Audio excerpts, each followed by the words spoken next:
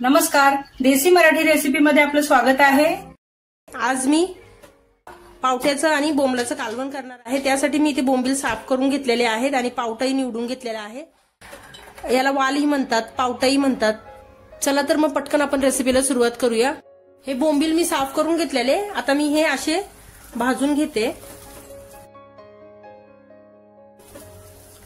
असे भाजायचे नसतील तर आपण तव्यावरही भाजू शकतो, पण असे झटपट होतात म्हणून मी अशी भाजते डायरेक्ट गॅसच्या फ्लेमवर। बोंबील भाजून झालेले आहेत। आता मी हे धुण्यासाठी इथे पाणी टाकते आणि छान याला 1-2 पाण्याने व्यवस्थित असं धुवून घेणार आहे।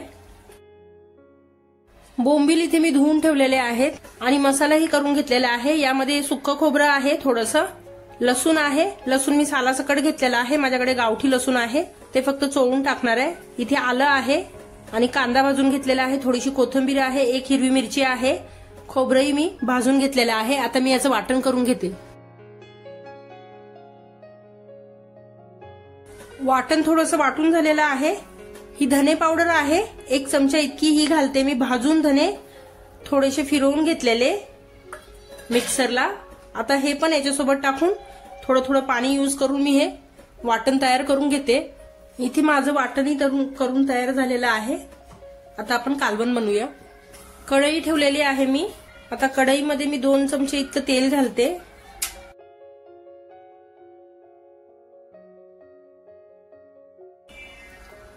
कढीपत्ता घालते। हे हिंग घेतलेलं आहे मी, हिंग घालते। हळद घातलेली आहे मी। आता हे बोंबील मी तेलात परतून घेते।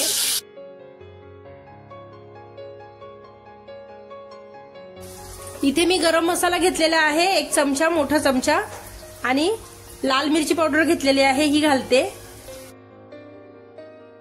हा इथे करून घेतलेला मसाला आहे, काळा मसाला, तो घालते। मसाला छान बोंबलासोबत मी परतून घेतलेला आहे। आता हा पावटा घालते।